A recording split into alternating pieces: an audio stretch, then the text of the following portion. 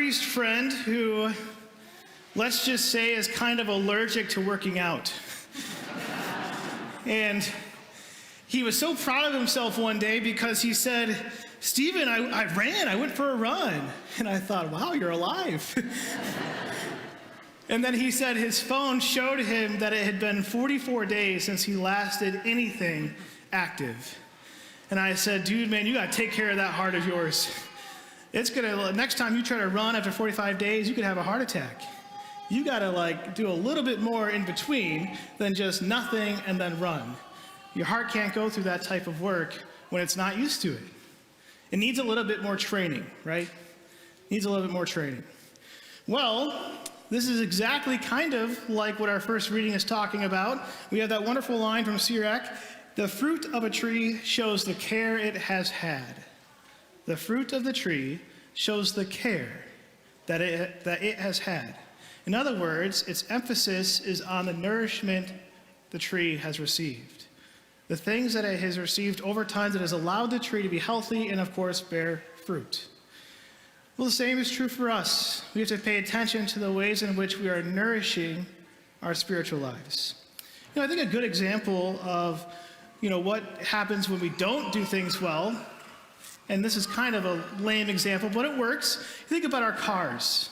We have these wonderful things that get us from place to place, and the fuel they take is gasoline, right? We know this, and unfortunately, gasoline might go up to $4 a gallon, which would not be good, but let's hope it doesn't. We'll see.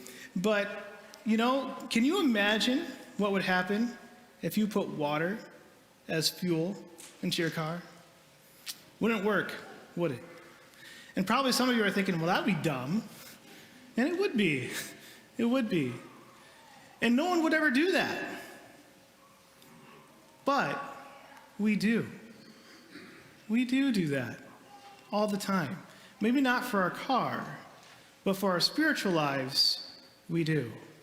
Instead of using and nourishing our spiritual lives with the right fuel, so often we choose the wrong fuel.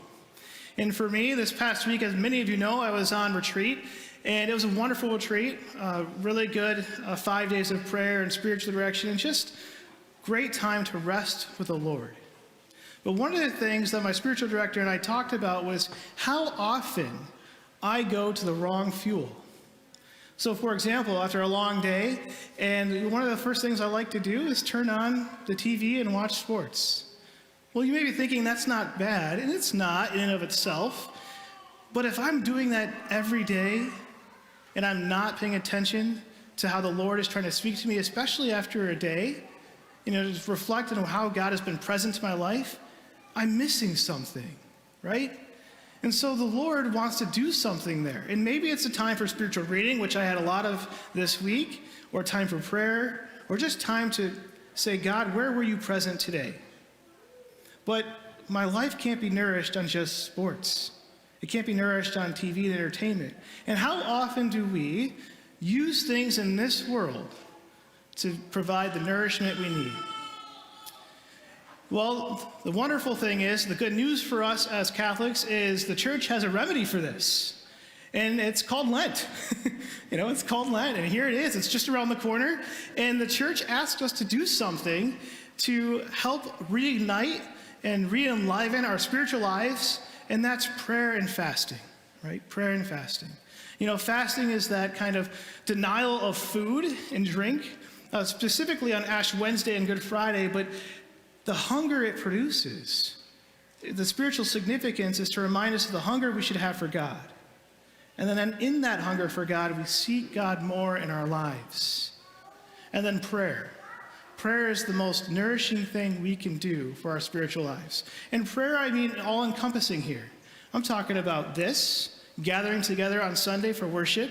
I'm talking about the times that you can come for adoration or sit before the Blessed Sacrament during the week, or those moments in your house, 15 minutes here and there, where you can just lift your mind and heart to the Lord. But to allow yourself to be spiritually nourished by the one who really gives nourishment, who really does refuel us. That's the first thing for us to reflect on this week. But then Jesus, as he always does, he ups the ante. It's not just about how the tree is nourished, it's also about the fruit. Every tree is known by its fruit. That's what he says this weekend to us. Every tree is known by its fruit. It's identified by the fruit it produces. Now, I didn't grow up on a farm, but I grew up on about 3 acres of land, and we had a lot of wonderful trees. We had an apple tree, we had a cherry tree, and we had a mulberry tree. Mulberry tree was the worst. You play soccer barefoot in the lawn, and my mom, God bless her, "What did you do to your feet?" Mulberries, oops. But I gotta tell you, if you showed me those trees without the fruit on it, I would not have a clue what they were, besides that they're trees. But with the fruit, I could tell you. Well, it's a cherry tree because it's got cherries. It's an apple tree, it's got apples. You know, the tree is identified by its fruit. And Jesus is saying the same thing to us this weekend. Christians, we are identified by our fruit. We are identified by the way in which we live our Christian lives in the world. And he's building on what he talked about last week. We can't look the same as the rest of the world. We can't look like every other sinner. Yes, we're sinners, but we have to live like Christians, and that has to bear fruit in our world. Here's a good example. I have permission to tell this story, but one of our parishioners, he worked with this gentleman, and every day, this guy would come to work and he would tell our parishioner things that were often very political, all of these fun topics, right? And one of the things that he would bring up and he would say is, God is so important, we can't keep pushing God out of everything. We're pushing God out of all aspect of life, the schools and whatever. Well, this parishioner eventually said to him, I agree with you, God's important, and we can't push him out of things. But I don't see that in your life. I don't see how God's important to you. You don't go to church yourself. You don't pray. Why is God that important for you? Challenging words, but loving words. And this guy said to him, you're right. You're right. I'm not living like a Christian. No one would be able to identify that I am one.